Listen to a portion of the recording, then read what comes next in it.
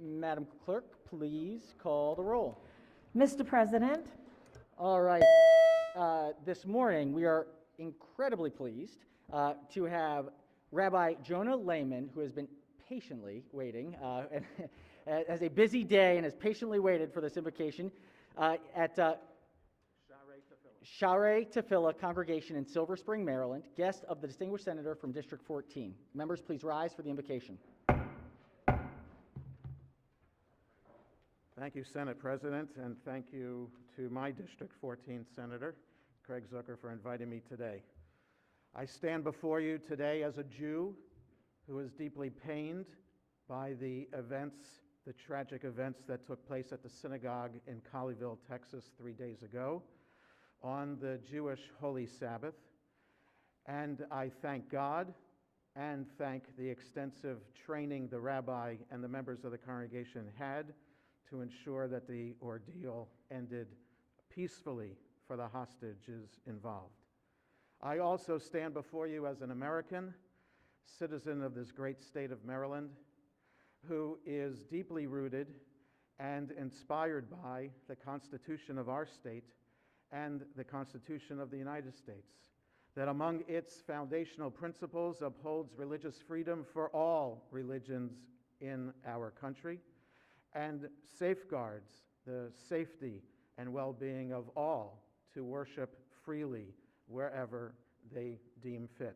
And so I continue to hope and pray that we, together, citizen and elected officials, continue to safeguard the freedom of all.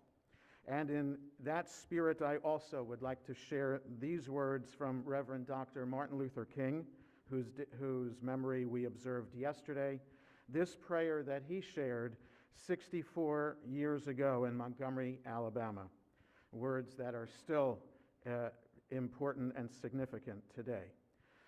God grant that right here in America and all over this world, we will choose the high way, a way in which men will live together as brothers, a way in which the nations of the world will beat their swords into plowshares and their spears into pruning hooks, a way in which every man will respect the dignity and worth of all human personality, a way in which every nation will allow justice to run down like waters and righteousness like a mighty stream, a way in which men will do justly, love mercy, and walk humbly with God, a way in which men will be able to stand up and in the midst of oppression, in the midst of darkness and agony, they will be able to stand there and love their enemies, bless those persons that curse them, pray for those individuals that despitefully use them. And this is the way that will bring us once more into that society which we think of as the brotherhood of man. This will be that day when white people, colored people, whether they are brown or whether they are yellow or whether they are black, will join together and stretch out with their arms and be able to cry out, free at last, great God Almighty, we are free at last. Amen. Mr. President. Worth the wait. Chair recognizes the senator from District 14. Thank you very much, Mr. President. You know, there's only really two times that my mother gets excited. One is when she sees her grandchildren, and the second is when she's heard that I talked to my rabbi, although it's always followed up because she gets nervous sometimes as, what did you do wrong? But I want to thank Rabbi Lehman for those really enlightened remarks. I believe coming out of what we saw in Texas, we realize that there's a lot more work to be done when it comes to battling bigotry, anti-Semitism, and hate. In times where we're continuously being tested, we're working through a global pandemic, political divisiveness seems like it's reached fever pitch. It seems like we're more divided than ever. We realize that the work that we do on the Senate floor and what the House does in their chamber is making a difference. So let's recommit ourselves to those values that we heard in Rabbi Lehman's remarks, and realize that even though it might seem divided, even though these are difficult days with the pandemic and hate and bigotry, the best days are yet to come. So with that, I'd like to journalize Rabbi Lehman's remarks and let's all work to make a better Maryland. Thank you. Well said, Senator. Without objection, we most certainly will journalize the Rabbi's wonderful invocation this morning and thank him for his thoughts and prayers, truly. All right, has everyone recorded their presence in the chamber? If so, the clerk will take the call. With 45 members in the chamber and a quorum being present, the Senate of Maryland is now in session. Let's quickly kind of just talk about the elephant in the room. Today's testing site, the way that those results came out, the delay was not okay. It's not acceptable. I respect everybody's time enormously, and so as everybody was waiting, there's the balance of making sure that we operate safely, but I will commit to the body that we will make sure that this is more efficient and effective for next week. So we have some different protocols in place, some different staffing teams at the testing site, but this didn't work. So we're gonna make sure that it is more effective moving forward, and we'll get it done the next week. All right, any other introductions, announcements? Yes, Chair recognizes the Senator from 37th District. Thank you very much, ladies and gentlemen. We have several guests in the balcony with us today. They are guests of our wonderful senator from Prince George's County.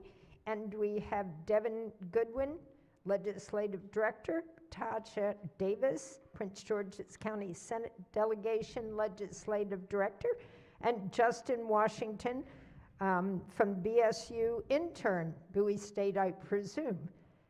And thank you all very much for being with us. Let's give them a big round of applause. Welcome, welcome.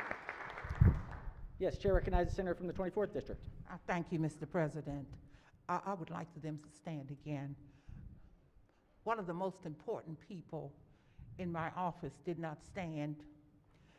Ladies and gentlemen, in order for us to get the job done down here, we have to have competent, bright, articulate, patient, compassionate, and wonderful people working together as a team.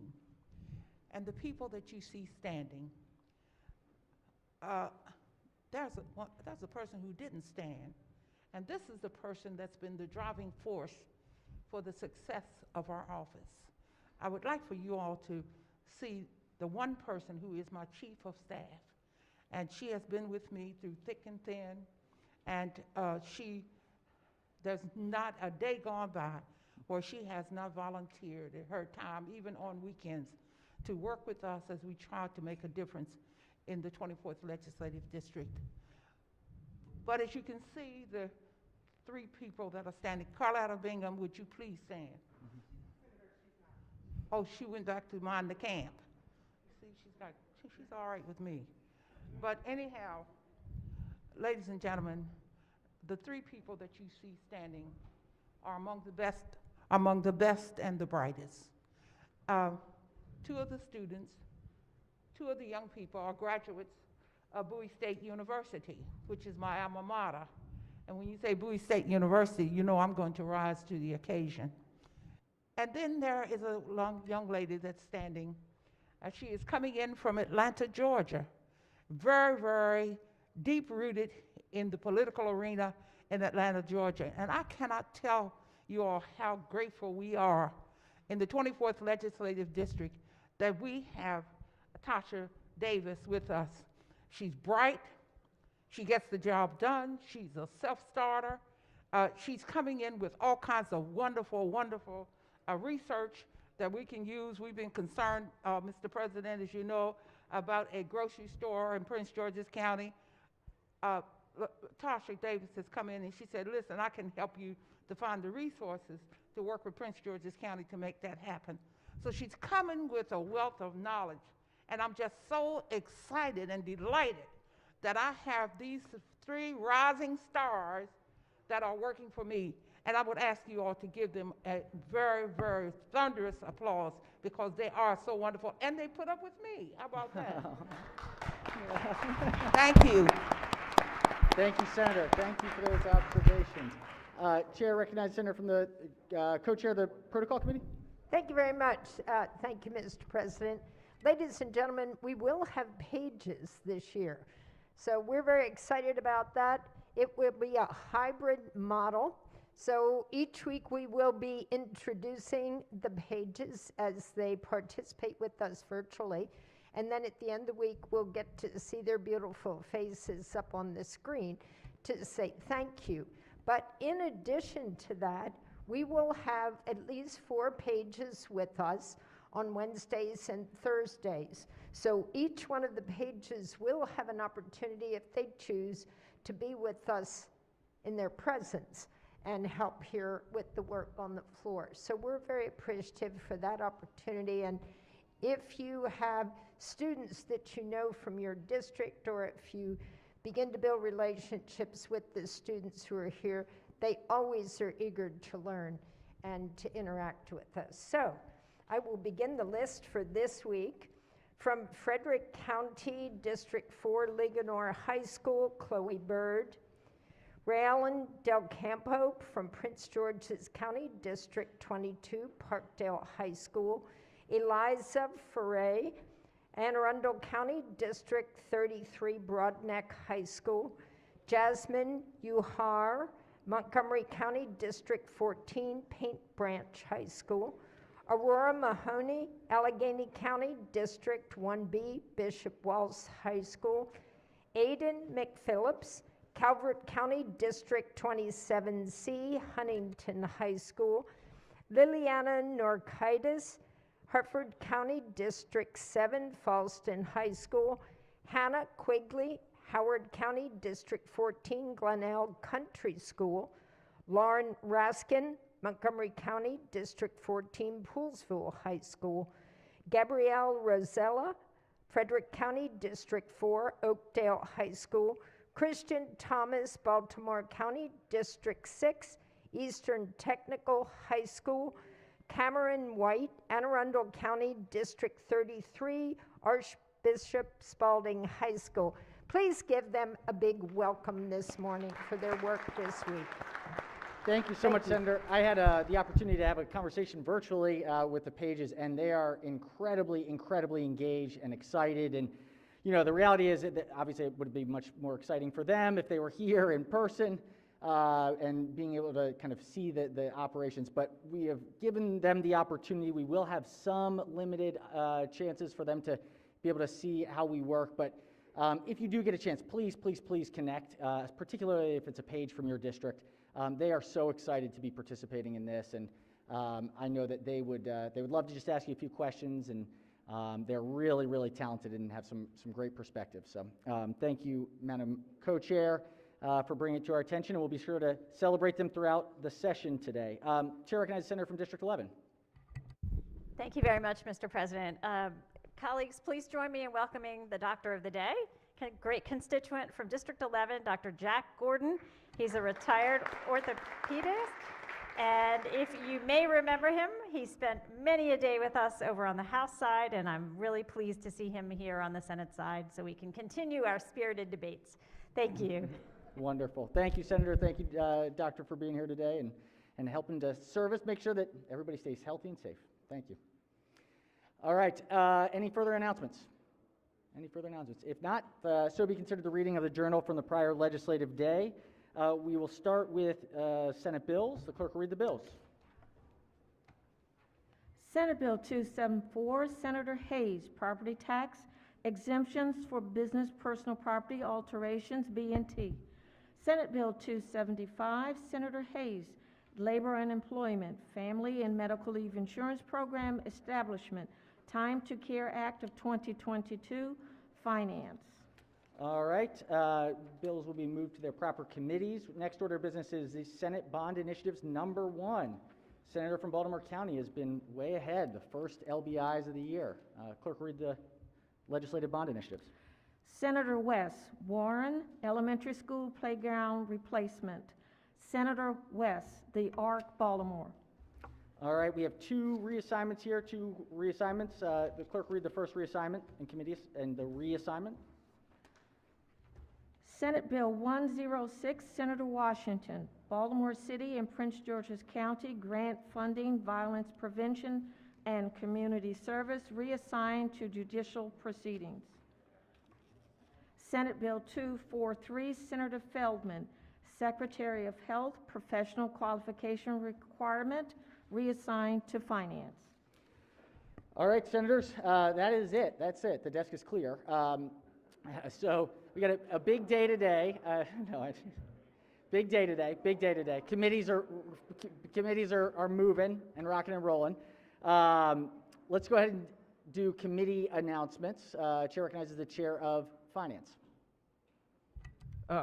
In the interest of time, I'll just say that we will meet at 1 p.m. for bill hearings. Thank you, Senator. Chair recognizes the Chair of Education, Health, and Environmental Affairs. Mr. President, members of the Senate, today the Education, Health, and Environmental Affairs Committee will have a briefing on issues emanating from the Department of the Environment and how they are using their resources in protecting the public health and environment of the state. We will have the Secretary of the Environment, and hopefully he will comment on the spillage in southern Maryland that resulted in 20 people being ill from eating oysters, and also on the discharge from Valley Protein on the Eastern Shore that had to be shut down.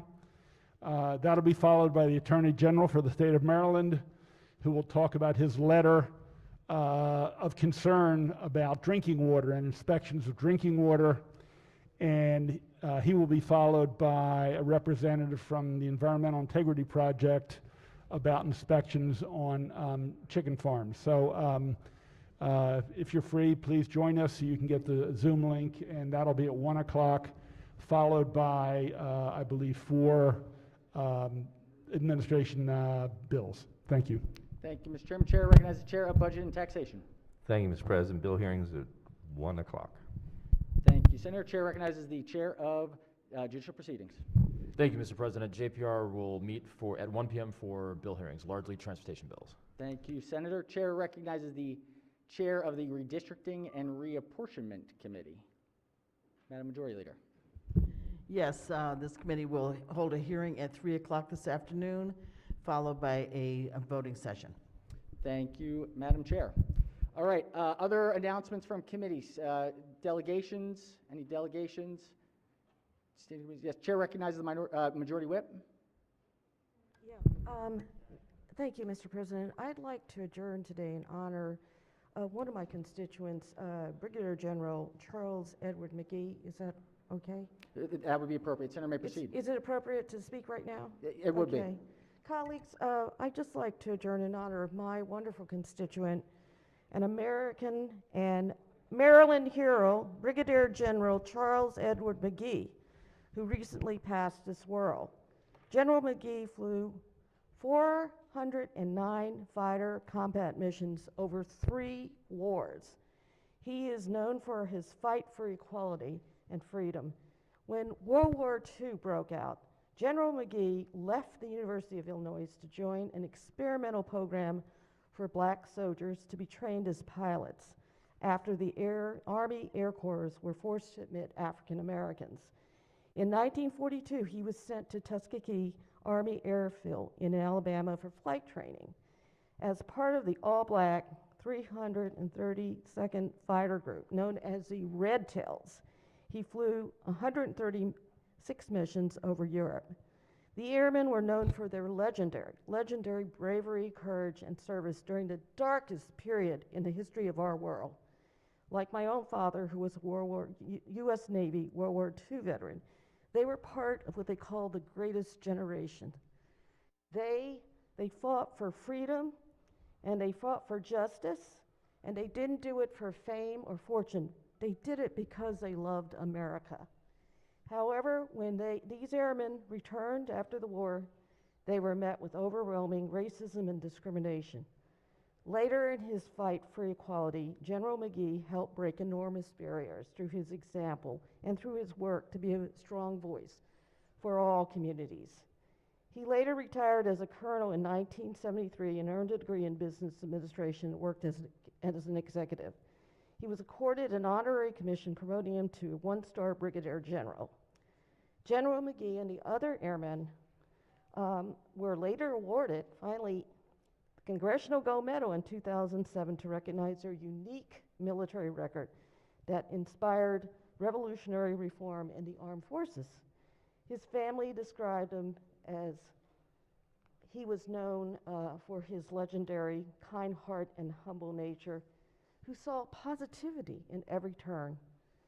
General McGee is survived by his son Ron McGee, his daughters Charlene McGee Smith and Yvonne McGee, 10 grandchildren, 14 great-grandchildren, and a great-great-grandchild. His beloved wife, Frances, of 50 years, passed in 1994. General McGee was the best of the best, and today we honor him today as we adjourn in his honor. Thank you, Mr. President. Thank you so much, Madam Majority Whip. We will most certainly adjourn in his honor. I think he was 102. Is that right? 102. Pretty remarkable. Just an amazing, amazing human. All right. Any further announcements? Yes, Chair recognizes Senator from Charles County. Yeah. Thank you, Mr. President. I just want to add to the words of the Senator from Montgomery County. As a Air Force officer, African American, in the late 70s, the Air Force reached out to me because they saw potential in me to become an officer serving this great nation. And I just want to say that I benefited directly from the advocacy of General McGee and the previous general before him, Davis, who really convinced the Air Force that black men, at the time it was just black men, could really stand up and serve this nation with distinction. And I'm here today because of the advocacy, direct advocacy of General McGee. So I do also want to commend him for his service to this great nation and for what he has done to me personally to influence me. The Air Force got me when I was 17 years old. And this morning at 8 o'clock, my son is spending his break with me in my hotel room. He said, "Dad, why are you humming the national anthem?" I said, "Well, the Air Force trained me at 8 o'clock, Air Force Base, military bases, those military folks know, guess what's played, right? And so you stop, if you're driving, you stop your car, and you listen to that anthem on loudspeakers, on Air Force bases, Navy bases, Army bases. And so I'm still doing it at 60 years old, still, you know, being, I guess, muscle memory as far as 8 o'clock. So, you know, I thank General McGee for his service, his family, and for all they've done for this nation and to make me the man that I am. So thank you, Mr. President and colleagues. Thank you, Senator. Thank you for that observation. We greatly appreciate it. Very, very nice. Thank you. Chair recognizes Senator from District 44, Baltimore City County. Thank you very much, Mr. President. If I might be able to just to add on briefly, this past weekend we've spent a lot of time honoring Dr. Martin Luther King, who was a fraternity brother of mine. And as a sole member of Alpha Phi Alpha, I also wanted to take the opportunity to also mention that one of the more important brothers within our fraternity was also this Brigadier General. He was an active member in our Montgomery County chapter, and with his passing, we had a number of brothers who really, they took to social media, just giving all types of wonderful remembrances of him. So I wanted to make certain to mention that as well. Thank you. Thank you very much. Thank you for that observation, Senator. All right. Are there any further announcements? Yes, Chair recognizes Senator from District 6. Thank you, Mr. President. Tomorrow and every Wednesday at 8 o'clock, we have a time of devotion and prayer at the Nail Room at 8 o'clock in the morning. And if you would love to come out and have an opportunity of time of just prayer, we'd love to do that together. Meet with us tomorrow morning in the Nail Room. Thank you, Mr. President. Thank you, Senator. All right, any further? If not, let's do a quorum call before we adjourn. Mr. President, has everyone recorded their presence? If so, the clerk will take the call. With 46 members in the chamber and a quorum being present, the Senate of Maryland remains in session. Chair recognizes the Majority Leader. Thank you, Mr. President. I move the Senate of Maryland stand adjourned until Wednesday, January 19th at 10 a.m. And we would like to adjourn today in memory of Brigadier General Charles Edward McGee. Without objection, so ordered. See you all tomorrow. Stay safe.